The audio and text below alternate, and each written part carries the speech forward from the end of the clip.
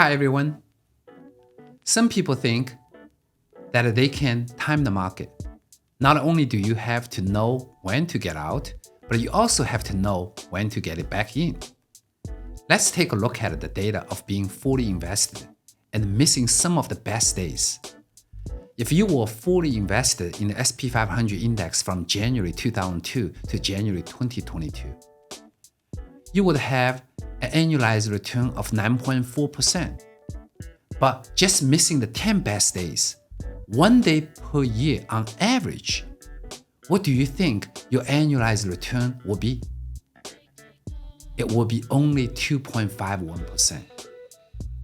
If you missed 30 days, your return pretty much is zero. This is why you should not try to time the market. Thank you for watching. Thank you for your time. Good morning. This is Rob McDougall with Zhang Financial with your weekly market update. Today is November 7th, 2022. So we're going to go through last week's economic data that was released, including the Federal Reserve announcement, take a look at the returns from last week, and then preview the economic data points expected to be released this week.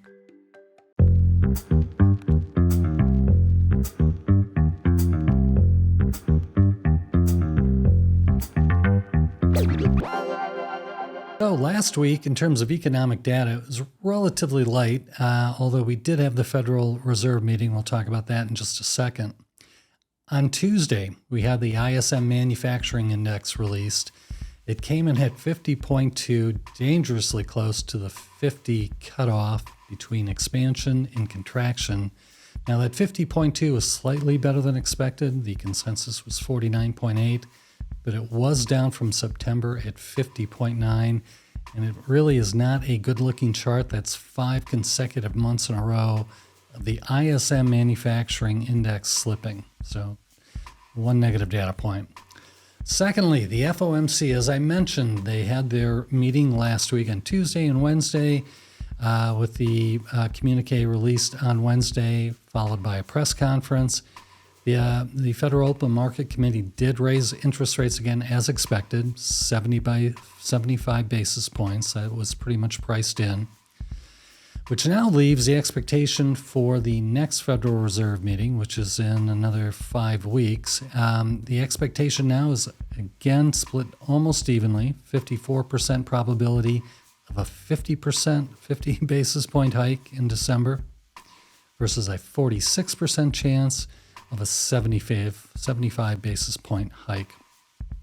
So the market immediately after the communique was released last week responded positively because the language did appear slightly more dovish than it had, suggesting maybe the Federal Reserve was going to back off on their announced interest rate increases in the future. But then Chairman Powell, during his press conference, put cold water on that and said definitively don't expect any lessening, any pullback by the Federal Reserve over the short term. So in response to that, both equity markets tanked and fixed income markets rose. We'll take a look at those numbers in a moment.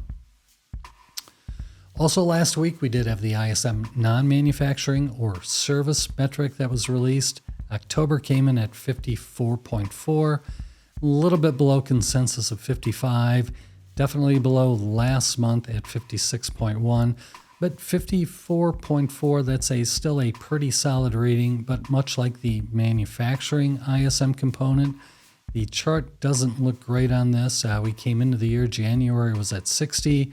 It's bumped along, had a couple of months where it was up, but definitely the pattern is down. And again, October, the number is 54.4, so no worry about contraction within the service industry, but it does suggest some slowing.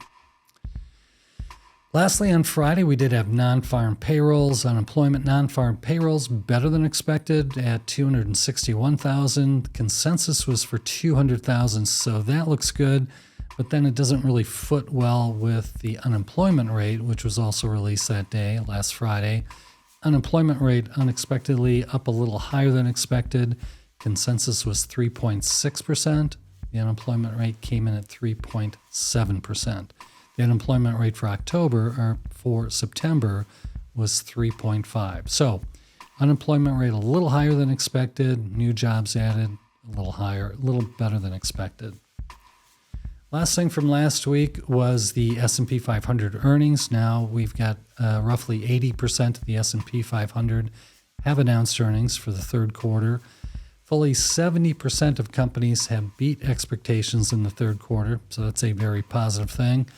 And expectations for the quarter leveled off, but have come down to the point where the expectation is a 2.2% growth year over year. You may recall coming into the third quarter, expectations were for at least a 7% increase. So that's a good thing. Companies are beating expectations, and expectations are now coming down. So that's a good setup for the stock market for the fourth quarter, potentially. So in terms of the returns last week, how the market responded, again, the market immediately after the Federal Reserve press release came out responded very positively. Then when Jerome Powell did his press conference, the reverse happened. So the market definitely sold off hard, limped through the rest of the week. So for the full week last week, S&P 500 was down 3.3%. Sort of the same thing we've seen year to date. The difference between value and growth very stark. Value last week down, call it 60 basis points. Growth down 6%. Let me give you those numbers on a year-to-date basis. U.S. growth stocks down 37.4%. U.S. value stocks down 2.8%. So for our client portfolios, that, relatively speaking, has been a very good thing since we do bias our portfolios towards value. Also last week, and again, this is a little bit surprising to me, in a down market, small cap again outperformed large. Large cap is down about 3.9%, small cap down 2.3%. So on a full year basis, large cap year to date down about 22%, small cap down 18.5%. Again, good for our portfolios on a relative basis. Last week, this is a deviation from the norm, at least for this year, and for a trailing 1 year, with the S&P 500 down 3.3%, international was actually up last week, up 1.1%. The real driver in international last week was China. China has been by far the worst performing geography for a long time, particularly year to date. But China last week was up 11%. I believe the reason for that was expectations. There may be some relaxation of their COVID policy going forward. It would be a very positive thing for China manufacturing if that were to happen. China on a year-to-date basis, though, still down almost 37%. Fixed income, that was again last week down very strongly. The 2-year yield was up 25 basis points last week. The 10-year up 15. So last week, the U.S. aggregate bond index, the Bloomberg aggregate bond index, down almost 80 basis points. U.S. long government treasuries down 2.2%. So both fixed income and equities down last week, the exception being international performing well, particularly China. So this coming week, we do have a small smattering of economic data points, Thursday and Friday. We'll go through those. But the big event this week will be, it's political.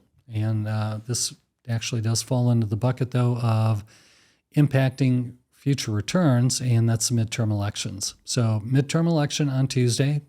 Probably won't know all the election results immediately. Just bracing all of us for that potential. But just taking a look at 538's predictive software. They have a modeling software.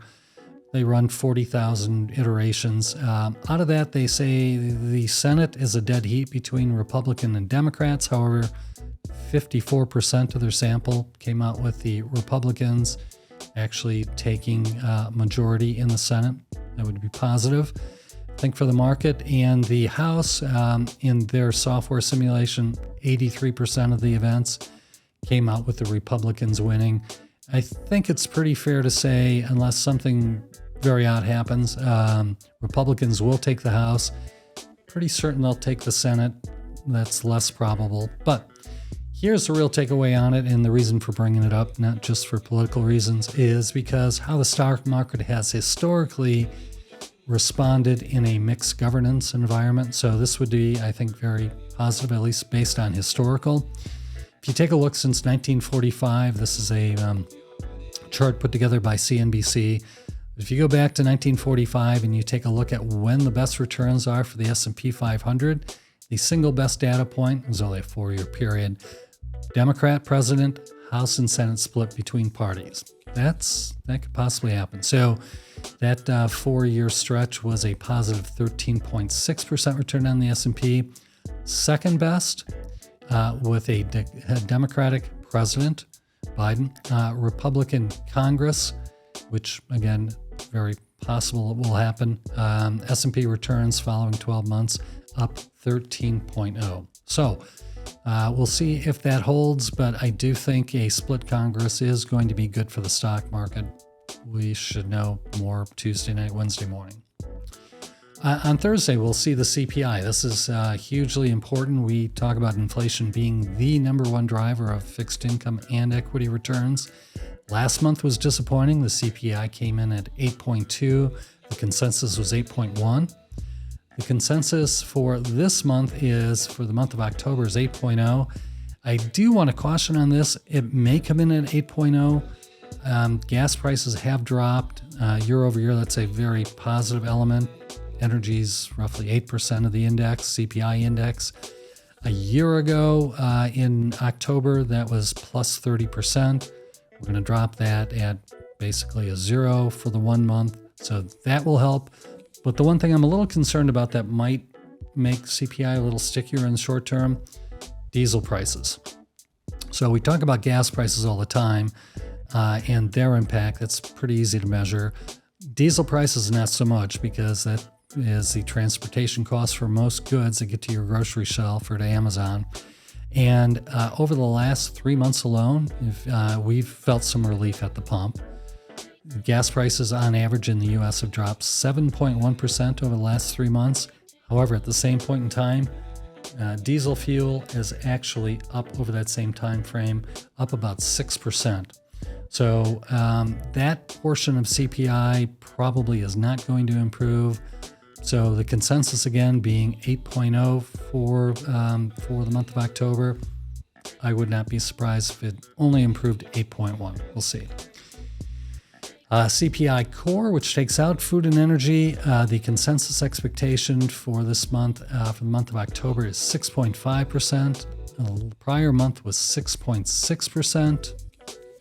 Not much to say there. Inflation expectations last week improved very slightly. Let's just call it a push over the previous week. So based on the 10-year Treasury minus the 10-year tips, expectation for inflation over the next 10 years dropped down to 2.48%. It was previously 2.51%. So even with the Fed pushing up interest rates and their communication that we talked about that really roiled both the fixed income and equity markets, really didn't move inflation expectations. Lastly, Friday, University of Michigan Consumer Sentiment Index. The November consensus is down slightly. It's 59.5. Month of October was 59.9.